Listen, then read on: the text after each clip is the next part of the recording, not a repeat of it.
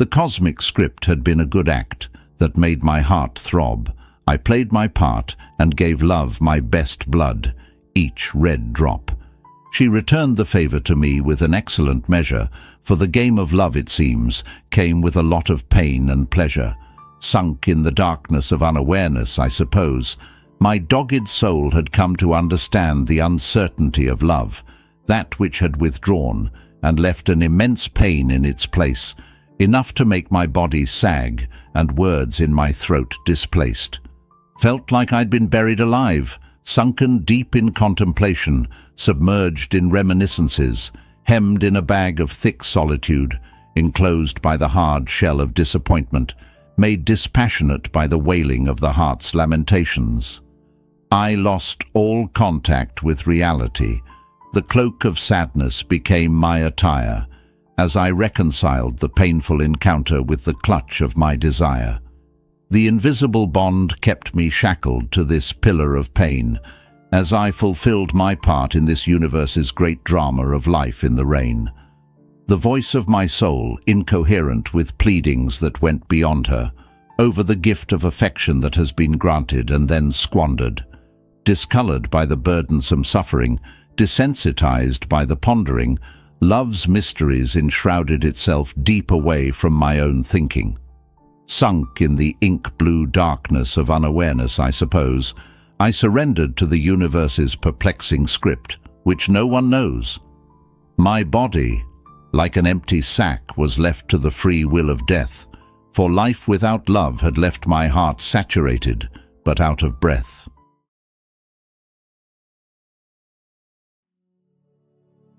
With a restless heart and watchful eyes, I ventured into the world. Looking for love, I followed the trodden path in pursuit of the girl, the elusive one with a bountiful zest for life, beautiful and sincere, for whom my soul hungered, whom I knew was there somewhere. My body thirsts for infectious sentiments, past what I could bear. Through cities and villages, hours turned into days and into years. I knew she was somewhere, anywhere, waiting for me to find her. I could not be sure, but perhaps herself, looking with senses stirred. Then one day, as I knew I would, as sure as the rising sun, in the back and forth tussle with my unmoored expectation, I came face to face, perfect and beautiful, in an uncommon place, with her that touched my heart and made a smile on my face. One look into her softened eyes told me all that I needed to know. Her glance, like a spear, ripped through my chest with a telling glow. Her radiance spooled around my body like clay in a potter's hand. She reshaped me into a vessel in which she poured herself like sand.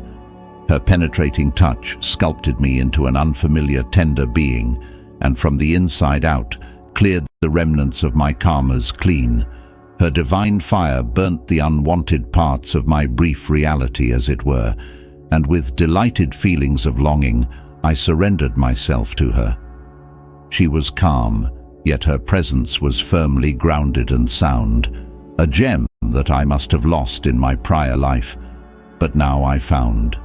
Soft-spoken and gentle, like a flower on the flow of a lazy river, a blanket of warm inner peace she brought that covered me over.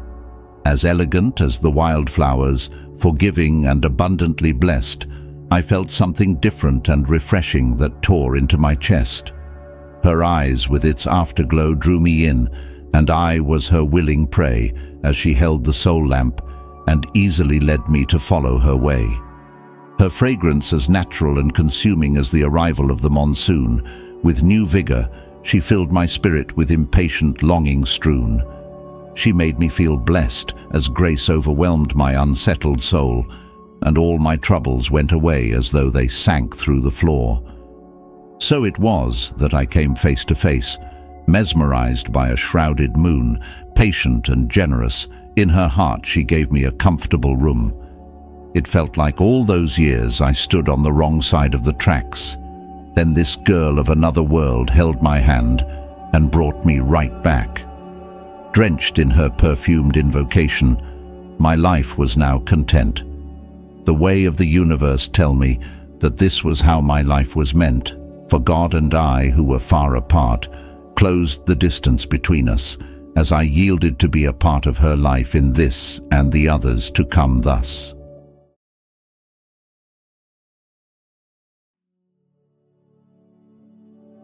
One recruited glance persevered from across the way, slanted eyes whose softened gaze came straight as it may, traversed all obstacles without hesitation with purpose, crossed all boundaries without doubts nor being undone, wrested my thoughts from all else and settled on my mind, in place of each that was there before, combined, with a defined target, with a profound conviction of purpose, full of confidence and a clear certainty and trust, as if choreographed by the direction of the gods themselves.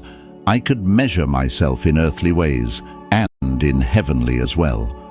Our eyes met as meteorite and air, igniting into an instant fire, oblivious to every other regard. We were consumed and mired. Her glance connected to my eyes and leached into my blood. A bolt of electricity latched onto me and entered like a flood, and quickly spread through my being as it blew through, erased all traces of regret, transported me to someplace new. With infused purpose and carved to the shape of new beginnings, my heart and soul aroused by one glance that a moment brings. Destiny, like the undercurrent of the ocean, is slow and strong. One cannot control it easily, or trick it into changing its belong.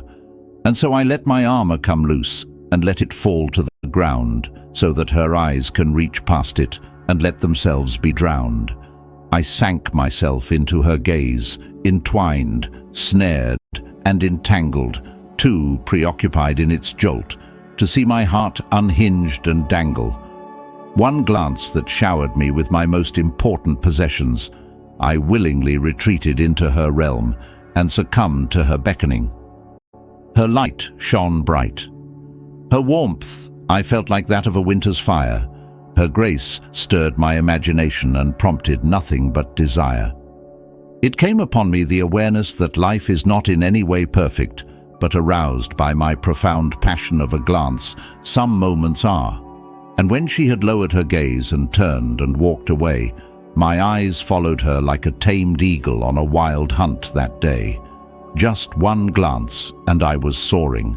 I felt her wind under my wings, as the landscape of my mind changed from cold winter to warm spring.